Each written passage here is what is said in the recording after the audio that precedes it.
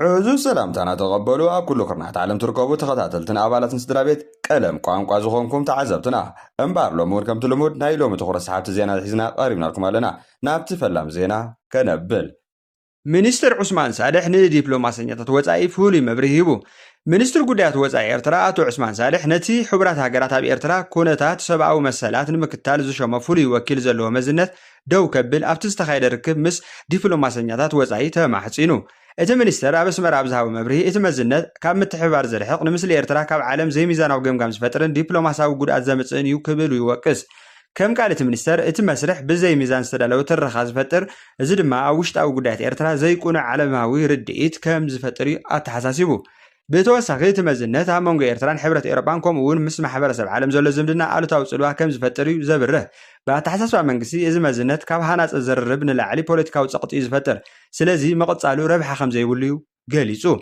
بخالو وجن فولي وكيل محمد عبد السلام بابيكر اب قربات صبصاب نبيت مخرج سبعو مسالات حبرات هاجرات تقريبو ኣብ ኤርትራ ዘይሕጋዊ ማእሰርቲ ጉዱድ ምስዋር ሕማቕ ኣተሓዛ እሱራት ካልኦት ከበድቲ ገዛታት ሰብኣዊ መሰላት ይቕፅሉ ከም ዘለዉ ገሊጹ ነይሩ መንግስቲ ኤርትራ ግን ነዞም ክስታት ኩሎም ብምንጻግ መብዛሕትኦም ፖለቲካዊ ድርኺ ዘለዎም ክስታት ምዃኖም ይዝገልጽ ከም ኣተሓሳስባ መንግስቲ ኤርትራ ሃገራት ኣብ ልዕሊ ሕድሕደን ብምክባር ልዕላውነትን ዘይምትእትታው ኣብ ውሽጣዊ ጉዳያትን ዝተመስረተ ዝምድና ክህሉ ይግባእ እዩ ዝብል እዚ ጉዳይ ኣብ መንጎ መንግስቲ ኤርትራን ኣካላት ሰብኣዊ መሰላትን ሕቡራት ሃገራትን ንብዙሕ ዓመታት ዝቐጸለ ፍልልያት እውን ዘንጸባርቕ እዩ ሕቡራት ሃገራት እቲ መዝነት ንምክትታልን ምጥንቃቕን ኣገዳሲ እዩ ክብል ከሎ መንግስቲ ኤርትራ ግን እቲ መስርሕ ፖለቲካዊ ሽቶ ዘለዎ ንልኡላውነት ሃገር ዝጻረር እዩ ክብል እዩ ዝነጽጎ ክሳብ ሕጂ እዚ ፍልልይ ዝፈትሕ ምልክት ኣይተረኣየን ስለዚ ኣብ ዝቕጽል ግዜ እቲ ጉዳይ ኣብ መድረኽ ሕቡራት ሃገራትን ኣብ ዝምድና ኤርትራ ምስ ሃገራዊ ትካላትን ኣገዳሲ ዛዕባ ኮይኑ ክቕጽል እዩ ትፅቢት ተገይሩሉ ዘሎ ዳዕሮ ሓጻሮ ናብ ዳዕሮ 5 ኣቕፋ ዝቐየረ ሰኣላይ ምዕራፉ ተሓቢሩ ኣብ ዝሓለፈ ሓደ ሓምለ 2026 ዜና ሞት ገዲም ተጋዳላይ ሰኣላይ ኪዳናይ ተኽለማርያም ወዲ ተኻሊ ኣብ ማሕበራዊ ሚድያ ኤርትራውያን ብሰፊሕ ተዘርጊሑ ተራእዩ ኣብ መበል 70 ዓመቱ ብሃንደበታዊ ሕማም ምዕራፉ ንብዙሓት መቕረቡን ዝፈልጥዎ ዝነበሩ ቤተሰብን ብርቱ ሓዘን ፈጢሩ እዩ ኪዳነ ተኽለማርያም ካብ 1978 ጀሚሩ ኣብ ህዝባዊ ግንባር ድሕሪ ምጽምባሩ ንልዕሊ 4 ዓመታት ኣብ ዝተፈላለዩ ሓላፍነት ብተወፋይነት ምግልጋሉ ይሕበር እንተኾነ ግን ስሙ ብዝያዳ ኣብ እምሮ ህዝቢ ዝተቐየረሉ መዳይ ከም ሰኣላይ ከም ሰናዳይ ታሪኻዊ ስእልታትን እዩ መጀመርታ ኣብ ብርጌድ 8 ከም ተዋጋኢ ተመዲቡ እኳ እንተነበረ ብምኽንያት መውጋእቲ ናብ ክፍሊ ስእልን ስነዳን ተዘዋዊሩ እዩ ኣብኡ ተመክሮ ድሕሪ ምድላብ ካሜሩ ተሓንጊጡ ንሰውራ ብስእሊ ምስናድ ጀሚሩ እታ ኣብ መጀመርታ ዝወሰዳ ስእሊ ኣባላት ቤት ትምህርቲ ሰውራ እናተጓዓዙ ዘርአያት ብምንባራ ኣብ ሞይኡ ብርቱዕ ርእሰ ተኣማንነት ከም ዘሕደረትሉ ድማ ይዝከር ኣብ ውሽጢ ሓደ ዓመት ዘይመልእ ድማ ክእለቱ እናዓበየ ድሕሪ ምኻዱ ኣብ 1979 ኣብ ናይ ስእሊ ውድድር ሳልሳይ ደረጃ ብምሓዝ ተሸላሚ ኮይኑ ነይሩ ድሕሪ ነፃነት እውን ብዙሕ ግዜ ኣብ ዝተፈላለዩ ውድድራት ተዓዊቱ እዩ በዚ ድማ ኣብ መንጎ ሰኣልቲ ኤርትራ ፍሉይ ቦታ ከም ዝሕዝዩ ዝፍለጥ ካብ ኩሉ ስራሓቱ ኣዝዩ ዝዝከር ስራሕ ግን እታ ኣብ 1997 ንሃገራዊ ባጤራ ናቕፋ ዝተመርፀ ስእሊ እያ ንኣዳለውቲ ሓድሽ ባጤራ ኤርትራ ብዝተገብረ ውድድር ኣብቲ ከባቢ ሰገነት ትርከብ ሓፃር ዳዕሮ ዝሰኣላ ስእሊ ኣቕሪቡ እምበር ይዝከር እታ ስእሊ ብመረፅቲ ኣካላት ምስ ተመምየት ኣብ 5 ኣቕፋ ክትሕተም በቂዓ ካብ ሽዑ ጀሚራ ድማ ኣቐዲማ ዳዕሮ ሓፃሮ እትበሃል ዝነበረታ ዳዕሮ ኣብ ህዝቢ ዳዕሮ 5 ኣቕፋ ብዝብል ስም ክትፍለጥ ጀሚራ እያ እዚ ድማ ሓደ ሰኣላይ ብስርሑ ስም ቦታ ክቕይር ከም ዝኽእል ዓቢ ተፅዕኖ ከም ዝፈጥርን ዘርአየ እዩ ነይሩ ወዲ ተኻሊ ዝወሰዶም ስእልታት ፎቶግራፍ ጥራይ ዘይኮኑ ታሪክ ሓደ ዘመን ዝምዝግቡ ሰነዳት እዮም ነይሮም ናይ ሰውራ ህይወት ወታደራዊ ቃልሲ ህይወት ህዝብን ምህናፅ ሃገርን ብካሜሩ ኣብ ዘይርሳዕ ምስልታት ኣቐሚጡ እዩ ብዙሓት ነቶም ስእልታት ኣብ ጋዜጣታት መጽሔት ባጤራን ታሪኻዊ ማህደራት እናርኣዩ ይድነቑ ናብ ሃገር ይመፁን ይዛወሩን እዮም ይኹን ግን ኣብ ድሕሪኦም ዘሎ ናይ ኪዳነ ተኽለማርያም ጻዕርን ኣበርክቶም ብብዙሕ ሰብ ኣይፍለጥን ነይሩ ኣብ ሆሳና ብውሕዱ 400 ኣኽላባት ተቐቲሎም እቲ ድሕሪ ሞት 3 ህፃናት ዝተወሰደ ስጉምቲ ኣኽራሪ ውሳነ ምዃኑ ተሓቢሩ ኣብ ከተማ ሆሳና ብውሕዱ 400 ኣኽላባት ብሓደ እዋን ከም ዝተቐተሉ ዘርኢ ቪድዮ ድሕሪ ምዝርግሑ ኣብ ህዝቢ ስምባደን ክትዕን ክፈጥር ክኢሉ እዩ እቲ ፍጻመ ድሕሪ ተኸታታሊ ናይ ኣኽላባት ምንካስን ብሕማም ዕውድ ከልቢ ተኣሳሲሩ ኣጋጢሙ ዝተባሃለ ሞት 3 ህፃናት ከም ዝተጀመረ ድማ ተፈሊጡ ኣሎ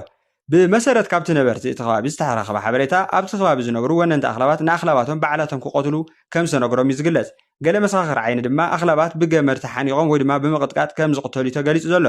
እዚ ድማ ኣብ ማሕበረሰብ ብዙሕ ሕቶታት ኣላዒሉ ኣሎ ብመሰረት ካብቲ ከባቢ ዝተረኸበ ሓበሬታ ነቶም ህዝቢ መምርሒ ክፍጽሙ ዘይደለዩ ወነንቲ ኣኽላባት ክሳብ 50,000 ናይ ኢትዮጵያ ብር መቕጻዕቲ ወይ ድማ ማእሰርቲ ከም ዝጽበዮም ተነጊሮም ይብል እዚ ስጉምቲ ብብዙሓት ነበርቲ ከም ኣገዳዲ መምርሒው ተገሊጹ ዘሎ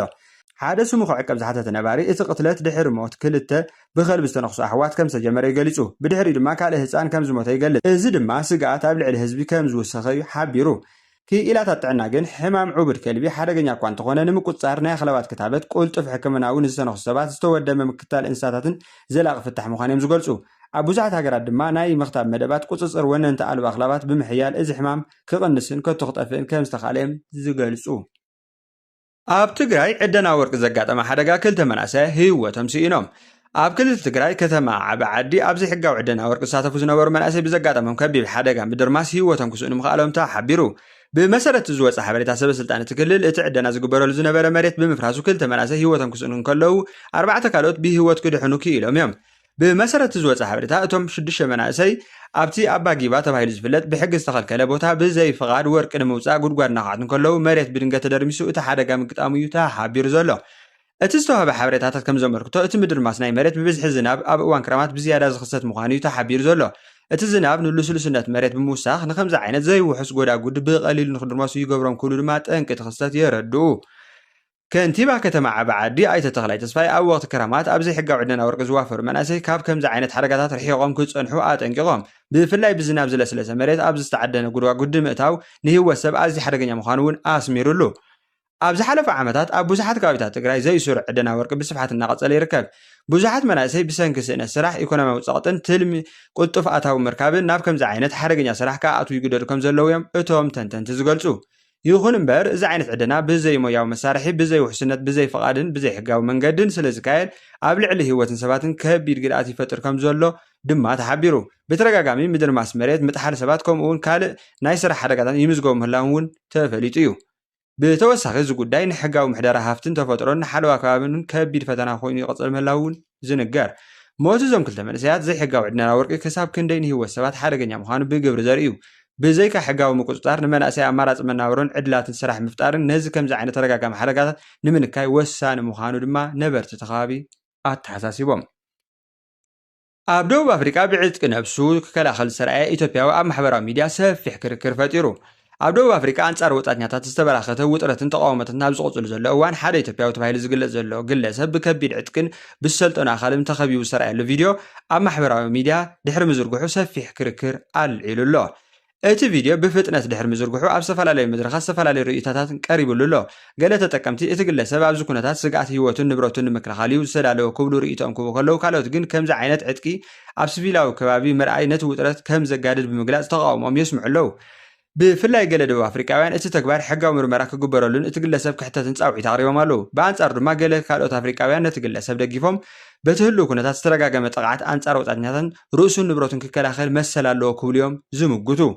እዚ ፍጻሜ ኣብ ደቡብ ኣፍሪቃ ንነዊሕ እዋን ዝጸንሐ ጉዳይ ኣንጻር ወጻትኛታትን ዘሎ ውጥረት እንደገና ናብ ርእሱን ርእሲ ቀይርዎ ኣሎ ብፍላይ ኢትዮጵያውያን ኤርትራውያንን ካልኦት ዜጋታት ቀርኒ ኣፍሪቃ ናብታ ሃገር ንዓመታት ኣብ ንግድን ካልእ ንጥፈታት እናካየዱ ህይወቶም ክመርሑ ከም ዝጸንሐ ዝፍለጥ ኮይኑ እንተኾነ ግን ኣብዚ እዋን ውጥረት መብዛሕትኡ ግዳያት ጥቕዓትን ዘረፋን ይኾኑ ከም ዘለዉ እዩ ዝሕበር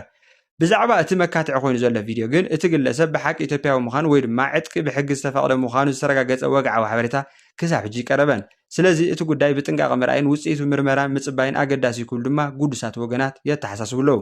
ብሓፈሻ እዚ ፍጻሜ ብዛዕባ ሓደ ግለሰብ ጥራይ ዘይኮነ ኣብ ደቡብ ኣፍሪቃ ዘለዎ ውሕስነት ወጻእተኛታትን ሕጋዊ ምክልኻል ርእስኻን ኣንጻር ስደተኛታት ዘሎ ጽልእን ዝካየድ ዘሎ ሃገራዊ ክርክርን እንደገና ዘጉልሕ ጉዳይ ኮይኑ ዝርከብ ኣምነስቲ ኢንተርናሽናል ንህዳዕ መሰሪዕ ብከቢድ ገበናት ይኸስስ ኣብ ምዕራባዊ ዳርፉር ሱዳን ዝርከብ ኤልፋሸር ዝተባሃለት ከተማ ኣብ ቀጻሊ ኩናትን ከቢድ ጥሕሰት ሰብኣዊ መሰላትን ከም ዝተፈጸመ እቲ ዝወፀ ጸብጻብ የመላኽት ብመሰረት ናይ ኣምነስቲ ኢንተርናሽናል ምርመራ እቶም ህፁፅ ደገፍ ሓይሊ ወይ ድማ RSF ዝተባሃሉ ዕጡቃት ኣብ 2025 ንኤልፋሸር ንምቁፃር ኣብ ዘካየድዎ ወፍሪ ገበናት ኣንጻር ሰብኣውነትን ምጽናት ዓሌትን ዘጠቓለለ ከቢድ ጥሕሰታት ፈጺሞም ክብል እዩ ዝኸስስ እቲ ጸብጻብ ከም ዘሎ ኣብ ልዕሊ ሲቪላት ቅትለት ብሓይሊ ምምዝባል ዘይሕጋዊ ማእሰርቲ ስቃይ ፆታዊ ዓመፅን ካልኦት ገህሰታት መሰላትን ሰብኣውነትን ብስፍሓት ተፈጺሞም እዮም ዝብል ብፍላይ ኣንስትን ቆልዑን ኣዝዮም ዝሰገዱ ጉጅላታት ምዃን ድማ ወሲኹ ይገልጽ ኤልፋሸር ኣብዚ እዋን ኣብ መንጎ ሰራዊት ሱዳንን ህፁፅ ደገፍ ሓይሊ ወይ ድማ RSF ዝካየድ ዘሎ ደማዊ ውግእ ማእከል ኩናት ኮይና ትርከብ እቲ ከተማ ንረድኤት ሰብኣዊ ሓገዝ እውን ኣገዳሲ መእተዊ ስለ ዝኾነ ምቁፅፃራ ንክልቲኦም ወገናት ስትራቴጂካዊ ኣገዳሲ ምዃን ድማ እቲ ዝወፀ ሓበሬታ ወሲኹ ይረዳእ ኣሎ ብወገን RSF ነቲ ጸብጻብ ክሳብ ሕጂ ዝወፀ ወግዓዊ ምላሽ የለን ይኹን እምበር ኣብ ዝሓለፉ ግዜ ንተመሳሰልቲ ክስተታት ይነጽጎም ከም ዝነበረ ድማ ይፍለጥ እቲ ኩናት ኣብ ሱዳን ካብ 2023 ጀሚሩ ዝቕጽል ዘሎ ኮይኑ ኣብ መንጎ ስሩዕ ሰራዊት ሱዳንን RSFን ዝተጀመረ ግጭት ናብ ሓደ ዝኸፍአ ሰብኣዊ ቅልውላው ዓለም ተቐይሩ ምህላው ድማ ተሓቢሩ ብመሰረት ጸብጸባት ሕቡራት ሃገራት ኣማይት ኣሽሓት ሰባት ተቐቲሎም ልዕሊ 14 ሚልዮን ሰባት ድማ ካብ ኣባይቶም ተመዛቢሎም ኣለዉ። እዚ ሓደ ካብቲ ዝዓበየ ናይ ምምዝባል ቅልውላው ኣብ ዓለም ተባሂሉ ድማ ዝግለጽ እዩ። ብተወሳኺ ጸታዊ ዓመፅ ኣብዚ ኩናት ከም መሳርሒ ኩናት ይጥቀምሉ ከም ዘለዉ ድማ ሕቡራት ሃገራት ደጋጊሙ ኣጠንቂቑ ኣሎ። እዚ ድማ ኣብ ልዕሊ ኣንስትን ቆልዑን ዘይተኣደነ ስነ ኣእምራውን ኣካላውን ጉድኣት የስዕብ ከም ዘሎ እዩ ዝሕበር። እቲ ኣብ ንሱ ዘውፅኦ ጸብጻብ ክስታት ኣዝዩ ከቢድ ኮይኑ ይኹን እምበር እዞም ክስታት ገና ኣብ ቤት ፍርዲ ዓለም ለኻዊ ብፍርዲ ዝተረጋገጹ ይኮኑን። ብተመሳሳሊ ሰራዊት ሱዳንን RSFን ብገበናት ኩናት ተኸሲሶም እኳ እንተሃለዉ ክልቲኦም ወገናት ነዚ ክስታት ክሳብ ሕጂ ይነጽግዎ እዮም ዘለዉ። እቲ ኩናት ብፖለቲካዊ ዘተ እንተዘይተፈቲሑ ሰብኣዊ መከራን ምንግልታዕን ብዝያዳ ክጋደድ ከም ዝኽእል ድማ ዓለም ለኻዊ ትካላት ኣቐዲሞም የጠንቅቑ ኣለዉ። ኢትዮጵያ ምስ ኣወፈርቲ ቦንድ ናይ መጀመርታ ስምምዕ በፂሓ። ድሕሪ ሓያሎ ኣዋርሒ ዝቐጸለ ዘተ መንግስቲ ኢትዮጵያ እቶም ናይ $1 ቢልዮን ዩሮ ቦንድ ዝውንኑ ናይ ወፃኢ ወፈርቲ ናይ መጀመርታ ስምምዕ ከም ዝበጽሑ ሚኒስትር ፋይናንስ ኣፍሊጡ። እዚ ስምምዕ ካብ ናይ ዕዳ ምምሕያሽ ከይዲ ኢትዮጵያ ኣገዳሲ ምዕራፍ ከም ዝኾነ ድማ ተገሊጹ። ኣብ ዝሓለፈ ወርሒ ኣብ መንጎ ክልቲኦም ወገናት ዝተኻየደ ዘተ ብዘይ ስምምዕ ድሕሪ ምዝዛሙ እቶም ኣወፈርቲ ሕጋዊ ክሲ ከም ዘቕርቡ እዮም ኣጠንቂቖም ነይሮም። ሕጂ ግን መንግስቲ ዘቕረቦ ሓድሽ ናይ ካሕሳ ሓሳብ ነቲ ዘተ ናብ ሓድሽ ኣንፈት ቀይርዎ ኣሎ። ብመሰረት ናይ መጀመርታ ስምምዕ እቶም ኣወፈርቲ ኣብ መጻኢ መንግስቲ ኢትዮጵያ ዘውፅኦ ሓድሽ ናይ $1 ቢልዮን ቦንድ ቅድሚ ካልኦት ኣወፈርቲ ናይ ምግዛዕ ዕድል ክረኽቡ እዮም። እዚ ድማ ኣብ መጻኢ ኢትዮጵያ ናብ ዓለም ለኻዊ ዕዳጋ ፋይናንስ ብቐሊሉ ንኽትምለስ ዝዓለመ ኣካል ናይቲ ዘተ ምንባር እዩ ተሓቢሩ። ኢትዮጵያ ኣብ 2007 ዓ.ም ንመጀመርያ ግዜ $1 ቢልዮን ዩሮ ቦንድ ናብ ዓለም ለኻዊ ዕዳጋ ኣውፅያ ምንባራ ይዝከር። እቲ ገንዘብ ንዓበይቲ ፕሮጀክታት ንልምዓት ከም ኢንዱስትሪያን ፓርክታትን ካልኦትን መሰረተ ልምዓታት ንምህናፅ ክውዕል ተሓሲቡ ነይሩ። ይኹን እምበር ድሕሪ ኮቪድ-19 ውግእ ምጉዳል ኣታዊ ወፃኢ ሸርፍን ከቢድ ጸቕጢ ዕዳን ኢትዮጵያ ነቲ ዕዳ በቲ ዝነበረ መደብ ክትከፍል ኣሸጋሪ ኩነታት ኣጋጢምዋ ነይሩ። ስለዚ ድማ ምስ ኣወፈርቲ ናይ ዕዳ ምምሕያሽ ዘተ ክትገብር ተገዲዳ እያ። ገለ ናይ ስነ ቁጠባ ተንተንቲ ከም ዝገልጽዎ እዚ ናይ መጀመርታ ስምምዕ ንኢትዮጵያ ኣብ ዓለም ለኻዊ ፋይናንስ ዕዳጋ ንዝነበራ እምነት ንምምላስ ኣገዳሲ ስጉምቲ እዩ ክብሉ ሓቢሮም። እቲ ስምምዕ እንተዘይተበፂሑ ሕጋዊ ክስታት ተወሳኺ ወፃኢታት ከጋጥሙ ይኽእሉ ምንባሮም እውን ኣተሓሳሲቦም። ብኻልእ ወገን ኣብ መጻኢ ሓድሽ ቦንድ ንምውፃእ ቃል መታዋ ኢትዮጵያ ዳግማይ ናይ ወፃኢ ዕዳ ክትውስኽ ጥንቃቐ ክትገብር ከም ዘለዋ ይሕብሩ። ሓድሽ ልቓሕ ብኣግባብ እንተዘይተማሕዲሩ ኣብ መጻኢ ተመሳሳሊ ፋይናንሳዊ ጸጋም ከስዕብ ከም ዝኽእል ዘጠራጥር ኣይኮነን ክብሉ እውን ኣረዲኦም። እዚ ናይ መጀመርታ ስምምዕ ንኢትዮጵያ ኣውንታዊ ምዕባለ እኳ እንተኾነ ናይ ዕዳ ጸገም ሙሉእ ብምሉእ ተፈቲሑ ማለት ግን ኣይኮነን። እቲ ዝቐጽል ውዕል ምምሕያሽ ፋይናንስ ምውሳኽ ኣታዊ ወፃኢ ሸርፍን ጥንቁቕ ምሕዳራ ዕዳን ንቁጠባ ኢትዮጵያ ወሳኒ መድረኽ ክኸውን ከም ዘለዎ ኣተሓሳሲቦም። እቲ ዝቐጽል ውዕል ምምሕያሽ ፋይናንስ ምውሳኽ ኣታዊ ወፃኢ ሸርፍን ጥንቁቕ ምሕዳራ ዕዳን ንቁጠባ ኢትዮጵያ ወሳኒ መድረኽ ክኸውን እዮም እዩ ተባሂሉ። ተወላዲት ትግራይ ዝኾነት ሜላት ኪሮስ ኣብ ክሎረዳ ታሪኻዊ ዓወት ብምምዝጋባ ተፈሊጡ። ተወላዲት ትግራይ ንኣሜሪካዊት ፖለቲከኛ ዝኾነት ሜላት ኪሮስ ኣብ ግዝኣት ኮሎራዳ ብዝተኻየደ መባእታዊ መረፃ ሰልፊ ዲሞክራት ታሪኻዊ ዓወት ብምዝጋባ ኣብ ፖለቲካዊ መድረኽ ኣሜሪካ ኣገዳሲ ለውጢ ከም ዘመዝገበት ብሰፊሑ ይፅብፀብ ኣሎ። ሜላት ኪሮስ ኣብቲ ውድድር ንልዕሊ 30 ዓመት ኣብ ኮንግረስ ንዘገልገለት ዲያና ዲጌት ብምስዓር ኣብ ውሽጢ ሰልፊ ዲሞክራት ዝረአ ዘሎ ናይ ለውጢ ወለዶ ሓድሽ ፖለቲካዊ ኣንፈት ዘመልክት ውፅኢት ከም ዝኾነ ተንተንቲ ይሕብሩ ኣለዉ። እቲ ኣብ ደንቨር ዝርከብ ዞባ ብብዝሒ ዲሞክራት ዝድግፍ ብምዃኑ ሜላት ኣብ ዝቕፅል ሃገራዊ መራፃ እውን ዕድላ ልዑል ከም ዝኾነ ይዝግመት ዘሎ። እንተተዓዊታ ንኮሎራዳ ኣብ ኮንግረስ ኣሜሪካ ትውክል ቀዳመይቲ ጸላም ጓል ኣንስተይቲ ክትከውን እያ ተባሂሉ እውን ኣሎ። ሜላት ህፃን ከላ ምስ ስድራቤታ ካብ ትግራይ ናብ ኣሜሪካ ተጓዒዛ ትምህርቲ ሕጊ ድሕሪ ምዝዛማ ከም ጠበቓ ሰሪሓ እያ። ይኹን እምበር ኣብ 2023 ኣብ ሓደ ትካል ሕጊ ኣብ ከተማ ኒውዮርክ እናሰርሐት ከላ ብዛዕባ ኩናት ጋዛ ዘለዋ ፖለቲካዊ መርገፂ ስዒቡ ካብ ስርሓ ተባሪራ ነይራ። ንሳ ካብ ጋዛ ዘየማት ምቁራፅ ተኽሲ ክግበር ትፅውዕ ኮይና ተግባራት እስራኤል ድማ ብትሪ ከም ትነቅፍ እዩ ዝዝከር። እዚ ዓወት እዚ ካብ ናይ ሓደ ውድድር ውፅኢት ንላዕሊ ትርጉም ኣለዎ። ካብ ውሽጢ ሰልፊ ዲሞክራት መናእሰይ ፖለቲከኛ ካብ ስደተኛ ድሕረ ባይታ ዝመፁ ዜጋታትን ኣብ ፖለቲካዊ ተሳትፎ ዕድል ይረኽቡ ከም ዘለው ዘርኢ ምዃኑ የመልክት። ብተወሳኺ እዚ ማሕበረሰብ ተወለድቲ ኢትዮጵያ ኣብ ኣሜሪካ ኣብ ፖለቲካዊ ተሳትፎ እናዓበየ ይኸይድ ከም ዘሎ ዘርኢ። ይኹን እምበር ፖለቲካዊ ተሓስባ ሜላት ብፍላይ ብዛዕባ ጋዛን ማእከላይ ምብራቕን ዘለዋ መርገፂ ኣብ ኣሜሪካ ኣውንታውን ኣሉታውን ርእቶታት የልዕል ምህላው ድማ ይፍለጥ። ኣብ ሕዳር ዝካየድ ሃገራዊ ምርጫ እንታይ ዓይነት ውፅኢት ሒዙ ከም ዝመፅእ ገና ዘይተፈልጠ እኳ እንተኾነ ሜላት ኪሮስ ኣብ ናይ ኣሜሪካ ፖለቲካ ክትህሉ ዝግባእ ሓድሽ ፖለቲካዊ ምስሊ ኮይና መቕረባ ብዙሓት ተንተንቲ ይሰማምዕሉ ምዃኖም ተፈሊጡ ኣሎ።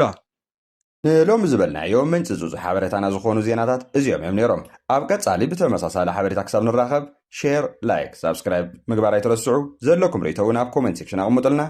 ወደ ሓንኩም